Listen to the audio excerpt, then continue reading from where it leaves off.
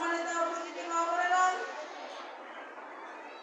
এই পর্যায়ে আমাদের সামনে ইসলাম প্রতিষ্ঠার পদ্ধতি এই বিষয়ের উপর আলোচনা নিয়ে আসছেন সুদূর টঙ্গী থেকে আগত ইসলামী সমাজের সদস্য জনাবা মাহফুজ আক্তার।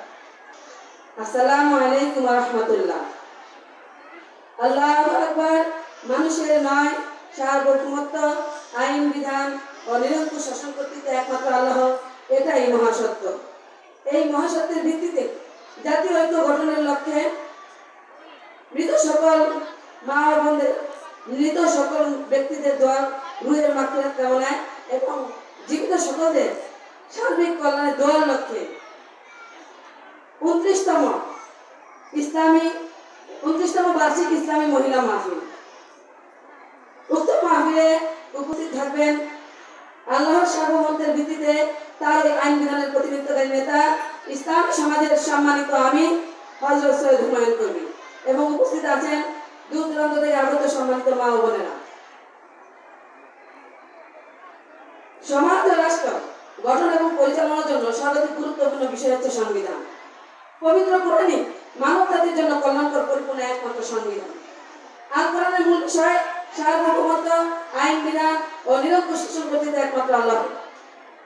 ফলে দাসত্ব, আইনের আনুগত্য উপাসনা একমাত্র আল্লাহর, অন্য কারো নয়।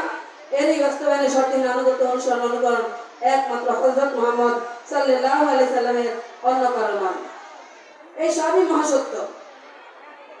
কিন্তু গণতন্ত্র সহ সকল মানব রচিত ব্যবস্থার মাধ্যমে সমাজ রাষ্ট্র গঠন এবং পরিচালনায় উপরোক্ত মহাসত্য বিষয়গুলোর পরিবর্তে মানুষের সার্বভৌমত্ব, আইন বিধান ও শাসন কর্তৃত্ব মেনে মানুষেরই মন গড়া আইন বিধান এবং এরই আরোপক নেতা নেত্রী বা সরকারের আনুগত্য স্বীকার করে মানুষ সৃষ্টিকর্তা আল্লাহ রাব্বুল আলামিনের দাসত্বের সাথে সীমা লঙ্ঘন করছে। গণতন্ত্র সহ সকল মানব রচিত ব্যবস্থা তাগুতি ব্যবস্থা তথা মহাসত্যের সীমা লঙ্ঘনকারীমূলক অর্থাৎ আল কোরআন বিরোধী ব্যবস্থা। তাগুতি ব্যবস্থা গণতন্ত্রের ভিত্তিতে আল কোরআন বিরোধী সাংবিধানিক মানুষের জীবনের মূল সমস্যা, বাংলাদেশের মূল সমস্যা, যার সমাধান না হলে কোন সমস্যারই সমাধান হওয়া সম্ভব না। আল কোরআন বিরোধী সংবিধান সমাজ রাষ্ট্রে বহাল রেখে দুর্নীতি ও বৈষম্যমুক্ত ইনসাফ ভিত্তিক সমাজ রাষ্ট্র গঠন এবং পরিচালনা করা মোটেই সম্ভব না। তাহলে আল কোরআনের সংবিধান প্রতিষ্ঠিত হলে মানুষের জীবনে সুশাসন, ন্যায় বিচার প্রতিষ্ঠিত হবে এবং সকল মানুষ যার যার ধর্ম পালনের সুযোগ রেখে সকলের ন্যায্য অধিকার আদায় এবং সংরক্ষণ করবে। সম্মানিত মা ও বোনেরা, গণতন্ত্রের অধীনে জোট, ভোট, নির্বাচন, সশস্ত্র লড়াই, গণ আন্দোলন ইত্যাদি কোনটাই কিন্তু ইসলাম প্রতিষ্ঠার পদ্ধতি না। এসবই জাহিলিয়াত।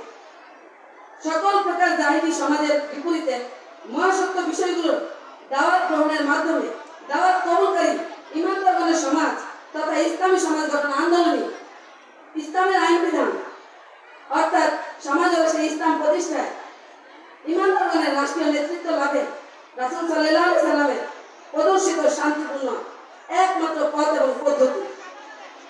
আল্লাহ রাব্বুল আলামিনের সন্তুষ্টির লক্ষ্যে আল কোরআন বিরোধী সকল প্রকার সংবিধান এবং দুর্নীতি, সন্ত্রাস ও সকল উগ্রপন্থার বিরুদ্ধে দৃঢ় অবস্থান গ্রহণ করে ইসলাম সমাজ আল্লাহর রাসূল হযরত মুহাম্মদ সাল্লাল্লাহু আলাইহি সাল্লামের প্রদর্শিত শান্তিপূর্ণ পদ্ধতিতে সমাজ রাষ্ট্রে ইসলাম প্রতিষ্ঠায় আন্তরিক প্রচেষ্টা চালিয়ে যাচ্ছে।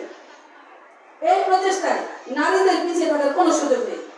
কেননা পবিত্র কোরআনে সূরা নাহলের 97 নম্বর আয়াতে আল্লাহ রাব্বুল আলামিন বলেন, তোমরা পুরুষ সর্ব নারী যদি ঈমানদার হও এবং সৎ কর্ম করো, আল্লাহ রাব্বুল আলামিন তোমাদেরকে দুনিয়ায় তুমি পবিত্র, পরিচ্ছন্ন, সম্মানিত জীবন এবং আখিরাতে তার প্রতিদান আসবে তার সর্বোত্তম কাজ অনুসারে। সম্মানিত মা ও বোনেরা, ইসলামী সমাজের আমির হযরত সৈয়দ হুমায়ুন কবির, যিনি রাসূলের প্রদর্শিত পদ্ধতিতে আমাদের কাছে ইসলাম প্রতিষ্ঠার এই সহিহ পদ্ধতি জানিয়েছেন, কিভাবে আমরা ঈমানদার হব এবং আমাদের সমাজ ও রাষ্ট্রকে ইসলাম দ্বারা গঠন ও পরিচালনা করব। আমরা আমাদের জীবনে সমাজ বা রাষ্ট্রে সুশাসন, ন্যায় বিচার প্রতিষ্ঠিত করব। আসুন আমরা তাগুতে অর্থাৎ আল্লাহর সার্বভৌমত্বের সীমা লঙ্ঘন করে সকল শয়তানি শক্তির দাসত্ব থেকে সার্বভৌম ক্ষমতার একমাত্র মালিক আল্লাহ রাব্বুল আলামিনের দিকে রুজু হয় এবং তিনি আমাদেরকে কাঙ্ক্ষিত সফলতার দিকে পরিচালিত করবেন। তিনি আমাদের একমাত্র সহায় এবং সাহায্যকারী। আমাদের আপনাদের সকলকে তিনি কল্যাণ ও মুক্তির পথে এবং আমাদের সকলকে তিনি কল্যাণ ও মুক্তির পথে যথাযথভাবে দায়িত্ব পালন করে আমাদের কাজ সম্পাদন করার যোগ্যতা তৌফিক তিনি দান করুন। আলাইনা ইল্লাল বালাগ। আসসালামু আলাইকুম ওয়া রাহমাতুল্লাহ।